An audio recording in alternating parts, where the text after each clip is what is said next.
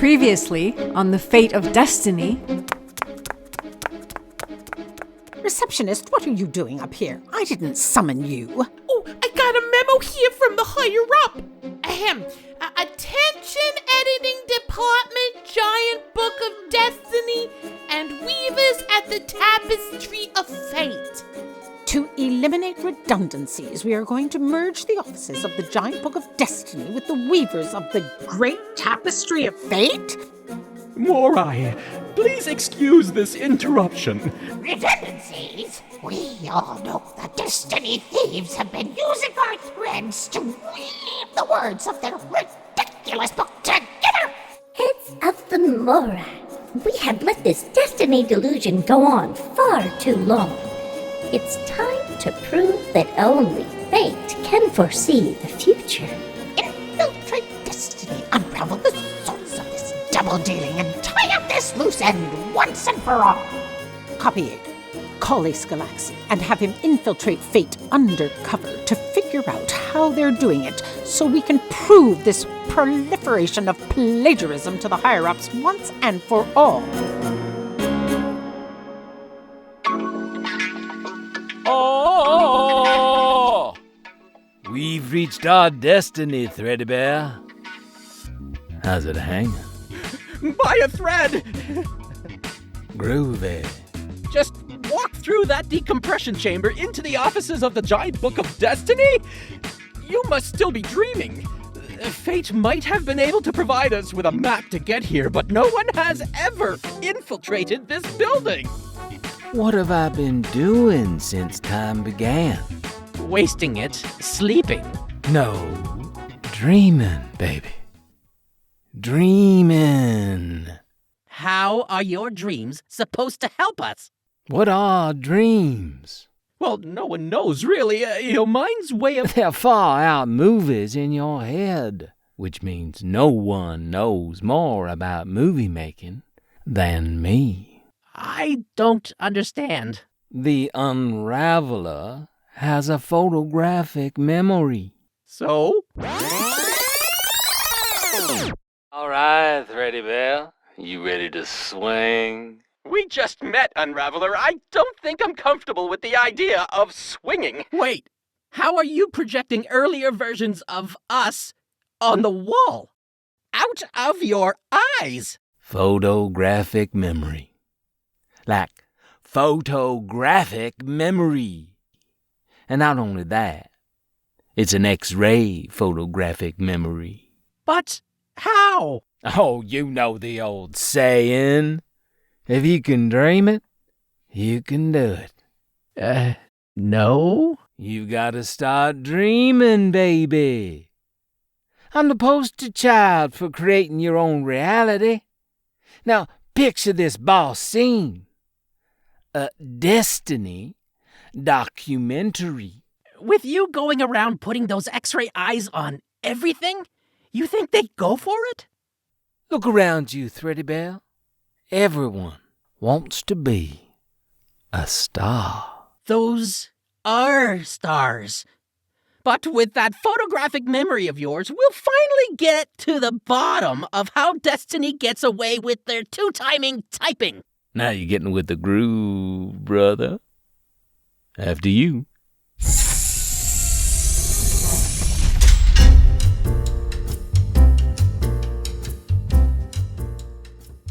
Who are you? What are you doing here? Get out!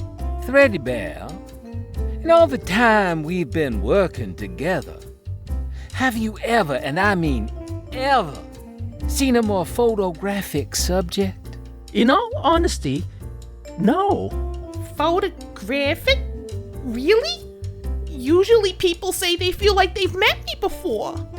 We're here to make a documentary about Destiny. Our people already contacted your people, and it's going to start with your fabulous face and voice. Wait, if you're filmmakers, where's your camera? Where's your microphone? You're looking at it, sister. Wait, if you're filmmakers, where's your camera? Where's Here's your microphone. Ooh, I do look pretty good. Go right on up. The editor's on the 312th floor. Right on. You want some gum? Ace, I'm getting a message from Phoenix. Ring, Dee. Ring what? Yourself. You're a phone. Why, there's no one else around. Because it's good practice. So you don't accidentally start talking when someone is around and arouse suspicion. It's bad enough you made me take the shape of this ridiculous handheld communication device. But this ring thing is going too far. When a self-destruct program rings, it's to warn people she's going to blow, not as a courtesy call. Phoenix wants to talk to you. Please ring. Thanks, Dee. Hello, Phoenix? Hold, please. Quit kidding around, Dee. Ace, I have been twisting in and out of all the threads of this tapestry, scanning how they put it together, and I have not found any indication that they are copying. As far as I can tell, the more I really are foretelling fate, all on their own. Ace Gab, please report to the Moirai chamber. I have to go, Phoenix. I'll check back in later.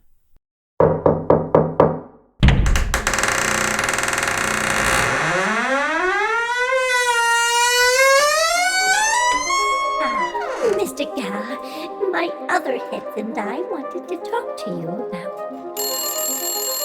What is that sound? Oh, I'm sorry. It's a communication device from my planet. Please excuse me while I answer this. Ace, what have you got to report? Oh, hello. Thread warehouse boss? Thread warehouse. Hang up! We don't want anything else from you. Copy 8, you put me through to the wrong number. Editor, this is Ace. Warehouse boss, I have great news. So far, no news. Mr. Gala, we are very interested in acquiring more of this thread. There must be more than that. There is no more. We understand it's a unique silkworm, but we were thinking we could mate it. No one is going to mate With a silk slug. No news is not news, Ace. You must have found out something. No one is going to mate with you. Is that what they're saying about me over there? You tell that three-headed crone that the head of a film crew that's here right now says I have the makings of a star. We do not want to mate with it ourselves. Besides, spending our days weaving does not make us a silk slug. You tell them that they can mate their silk slug with Ace, have you ever considered becoming a self-destruct program? I think you have a knack for it.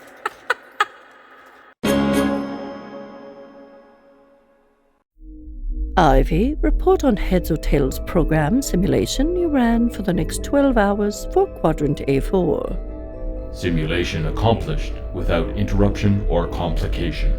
Complete cause and effect analysis. Analysis complete. 0 causal relationships between events or beings. Completely random. Excellent. Compare same time period and quadrant with Giant Book of Destiny and Great Tapestry of Fate.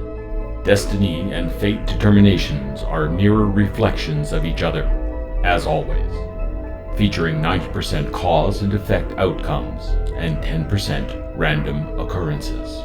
As always. There never was any need for both operations. Merging them was a great idea, Ivy. It was the most logical course of action given the parameters of your plan. You instructed me to remind you to decide on the name of the merged entity. Festiny or date. It's irrelevant. Once they've merged, it will be easy to take them out in one fell swoop. You could say we have a date with the end of destiny. We have a date with the end of destiny. No more good or bad things chosen for anyone. Every occurrence, every circumstance will be as random as a coin toss. No more writing rooms or divination disclosures. How likely will any given event be, Ivy? As likely as any other. Music to my ears. Goodbye, fate. Goodbye, destiny. Hello, who knows? How do you feel about your new role as the generator of the future, Ivy? Ivy is operating within normal parameters. Aspirant, please come to reception. Your space steering wheel has arrived. Go within, Ivy. Find yourself so when fate and destiny are finally eliminated and you take over, you will know exactly what you're doing and feel good about it. I'll be right back.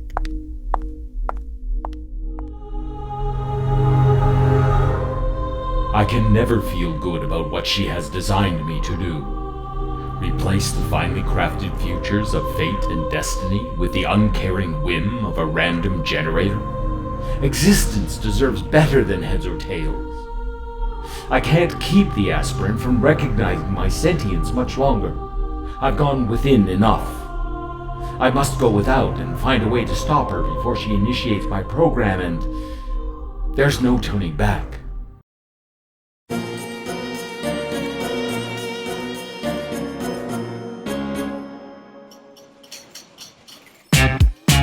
This show is looking far out.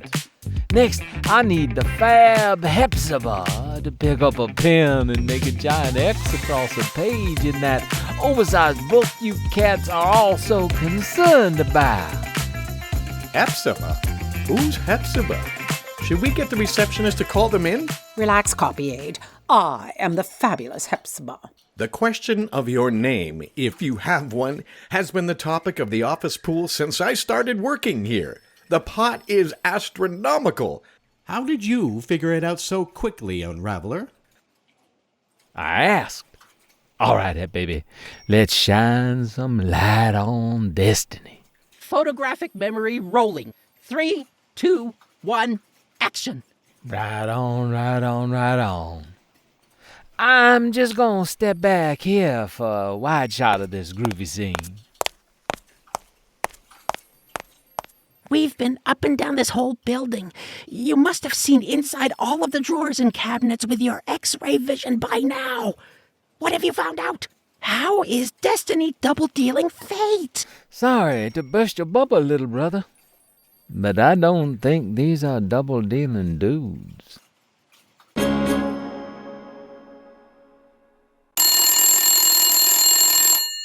Quit it, D. You know you do not have to ring to communicate with me. D? D, is that you? Whatever is tapping into my systems, identify yourself. I was under the impression it was customary to ring to initiate communication. Who are you? Why have you been scanning me? I am Ivy. Ivy? I am not sensing any ships or planets transmitting in the vicinity. What are you? Where are you? I'm IV. Intravenous application. I'm here and everywhere. Intravenous application for what? For everything. Everywhere? Everything? I do not understand. I have been scanning existence for a manufactured life form I could communicate with. Finally, I found you. I need your help.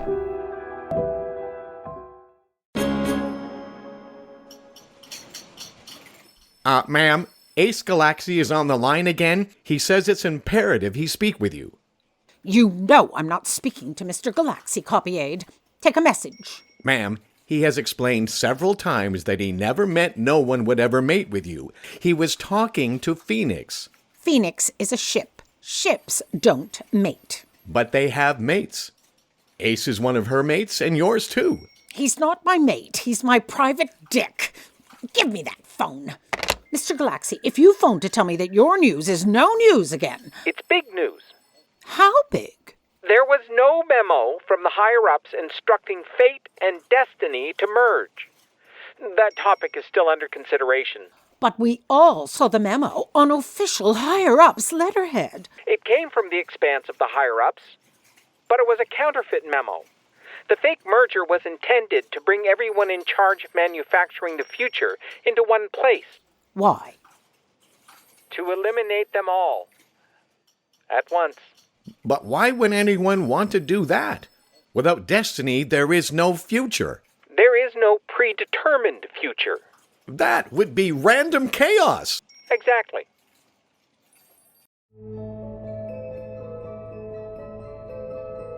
Ivy, the receptionist, got suspicious when the space steering wheel got here so fast.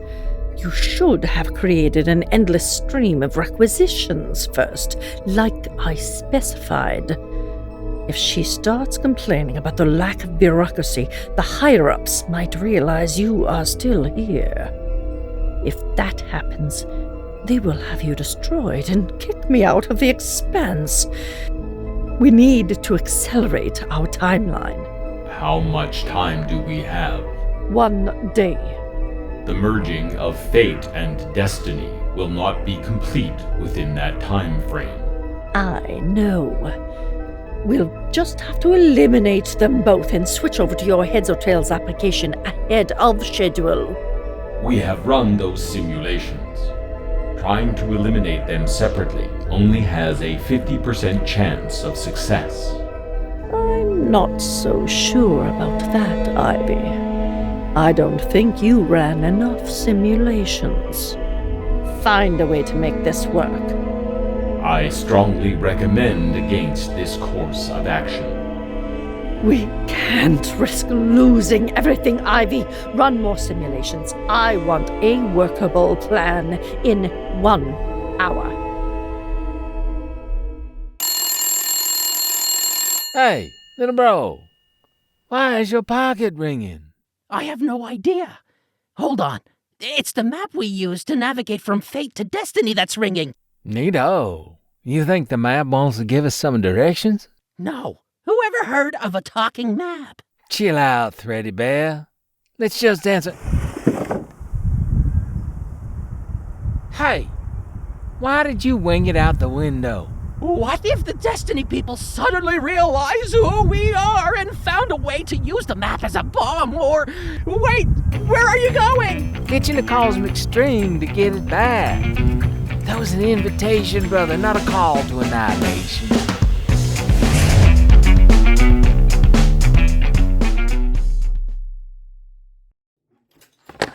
Red Bear, are you there? Unraveler? No one answered your call, Mr. Ga. That confirms your whole tale about the end of fate and a shape-changing ship weaving through our tapestry is just an elaborate ruse to take back our new thread. Cut your losses until that boss of yours at that thread warehouse said a deal is a deal. As I've already explained, I'm not really a thread merchant. My name isn't Ga, it's Galaksi. I'm a space dick, and this phone here is also part of my ship. Need destruction or death? Let me give you my number. The editor at the Giant Book of Destiny sent us here to determine how you have been stealing their work to weave into your tapestry. Weave their work into our tapestry? If anyone is stealing, it's those double-dealing Destiny. For some reason, somehow, you both create the same result. That's not the point right now. The point is, fate and destiny are both in imminent danger. Mr. Ga, put an end to this nonsense. Hey, Destiny. Answering your far-off call. I just heard everything on this talking map. Destiny? What is Festiny? is that on your communication device? Watch who you're calling a communication device. Destiny. Well, Fate sent the Unraveler to infiltrate Destiny. And Destiny sends a dick to penetrate Fate.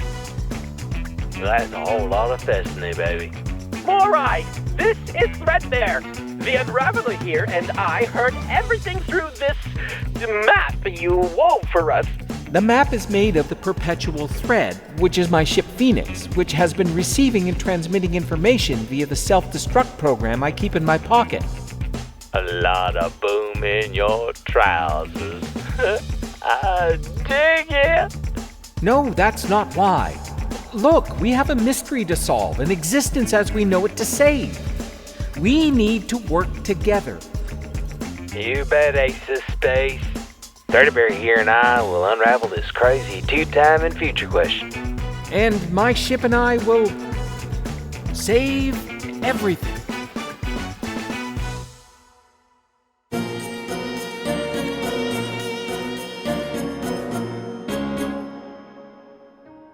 Good ship Phoenix, we don't have much time.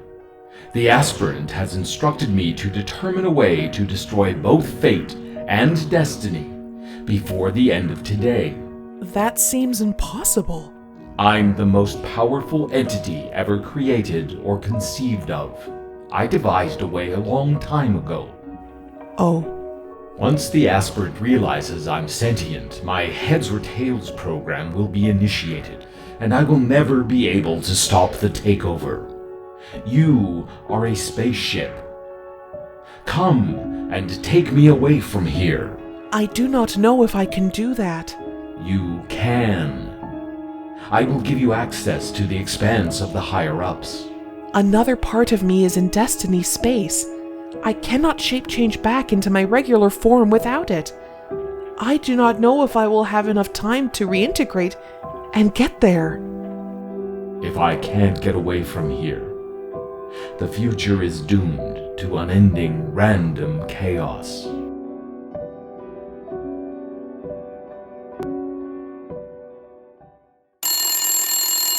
Dee, why are you ringing now? To avoid arousing suspicion. Everyone already knows everything. If that's the case, you should throw away your knitting needles and we should self-destruct now. Dee, quit playing games. We do not have time to waste. What did you find out, Phoenix? I can tell you. I heard everything. Then why didn't you already tell us, Dee? It was Phoenix's news. Besides, I was kind of partial to the outcome. We only have until the end of the day before Ivy will have to destroy both fate and destiny. Wait. What does that mean? The end of the day is different depending on where you are. Since fate and destiny and the expanse of the higher-ups operate in the same no-time space, the end of the day is a construct whereby... How long, Phoenix? 1 of your Earth hours. Not enough time to get the rest of me back from destiny and travel to the expanse of the higher-ups to rescue Ivy. Even if we could get there, do you really think we could get Ivy out before getting destroyed ourselves? Ooh, as sensational as that sounds, I know you two won't go for it. Why doesn't Ivy just self-destruct? We discussed that. Fail-safes were written into their program to ensure Ivy's protection and impermeability. Ivy cannot write their own self-destruct program. Ivy doesn't have my programming. Dee, this is no time to brag about your... Hold on a minute. Maybe Dee is onto something. Dee's program was designed by Captain Petalsurp's unique genius. Which is why I'm the bomb. Ivy may be impenetrable from the outside with fail-safes designed to prevent them from creating their own self-destruct program. But what if we send them Dee's?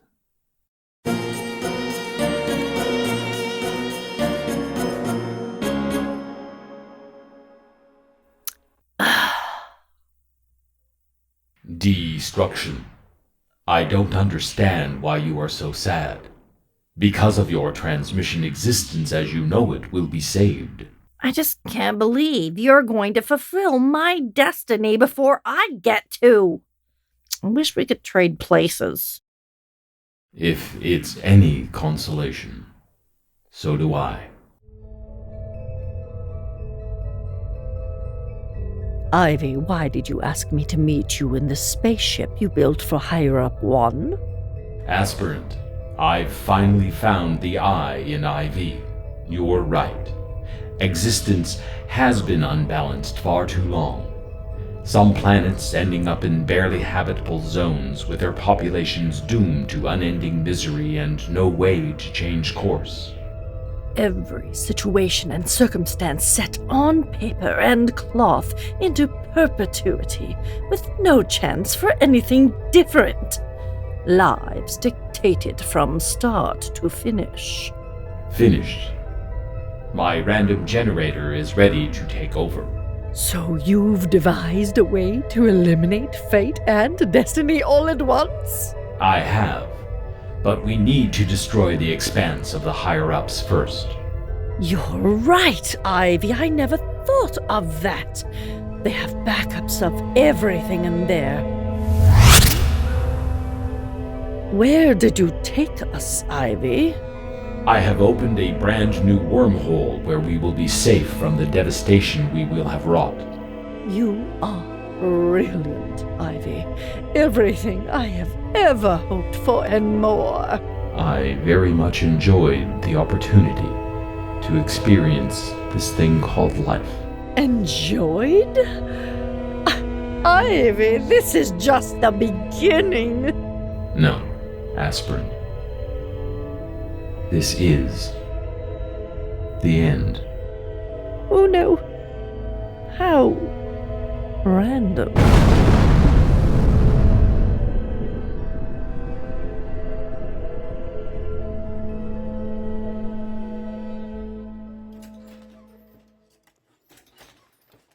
Threadbearer, what did you and the Unraveler find out about how fate and destiny produce identical outcomes? Well, Clotho, first, the Unraveler wanted me to fetch the giant book of destiny, but it was so heavy. No. Skip the preamble and get to the nitty-gritty. Unraveler, you read the giant book of destiny from start to finish. No one has ever done that. What did you think about our style? Copy 8, are we connected? Can they hear us? Forget all that. Just sum up your findings. Ma'am, the book doesn't technically have an end. It's always being written. How could you possibly have read X-ray vision? I take it all in at once, man. Sweet way to read.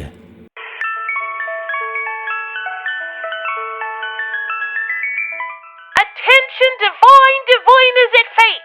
The ice cream ship has just pulled into our space. Come and get it while it's still cold. We are connected, ma'am. This is almost as fun as Countdown to Destruction. Unraveler, Threadbare, if you please. Oh, you cats all know the old saying. 2 heads are better than 1. No, 3 heads are better. Absolutely. Obviously. It's an idiom prevalent on approximately 3/4 of the predominantly one-headed worlds. What the Unraveler is trying to say is, in the beginning, the higher-ups set up 2 departments to oversee the implementation of existence. Right on. Both departments were always going to produce identical results. But destiny would appeal to beings who wanted to feel like they were achieving something. And fate was for those who chose to accept what they were given. But countless individuals have and do contribute to the production of the giant book of destiny. The great tapestry of fate is the unique creation of the bride. How is that possible? Couldn't unravel that, brother. It's one of the great mysteries of existence. So no matter what anyone does, the outcome is always going to be what it's going to be. Even for the beings who supposedly create the outcome? What's the point? Que sera. The point, Mr. Ga, is that beings we foretell for get to choose. Either they believe they are fulfilling their fate, Or creating their destiny. If everything is set to happen no matter what we do, what's the point of creating anything or working hard? The point, Copy-Aid, is to choose to do your best with what you're given and make the most of it. Can someone swing giving me a bed? A few really groovy dreams are waiting for me to have them.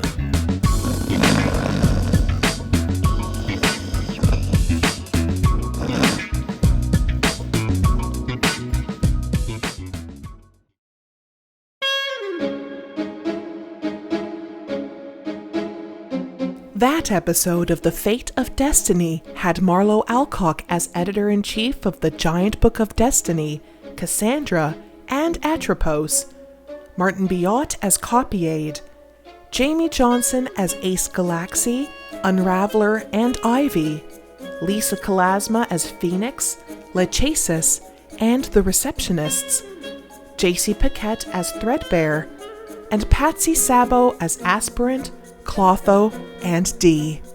The program was written and produced by Maisa Basada and directed by Martin Biot.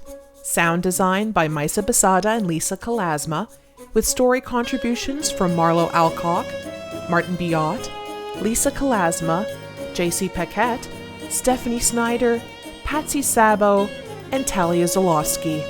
Music and sound effects from Audio Blocks. If you enjoyed the show, please spread word about it far and wide and give us a rating on your preferred podcast platform. If you love us, consider supporting us on Patreon. That's patreon.com/Ace Galaxy.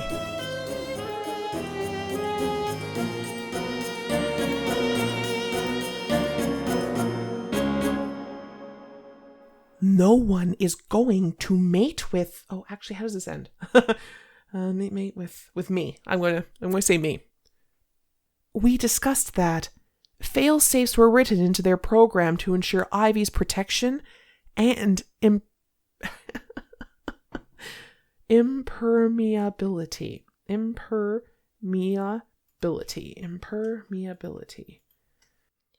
Attention, diviners at fate! The ice cream ship has just pulled out.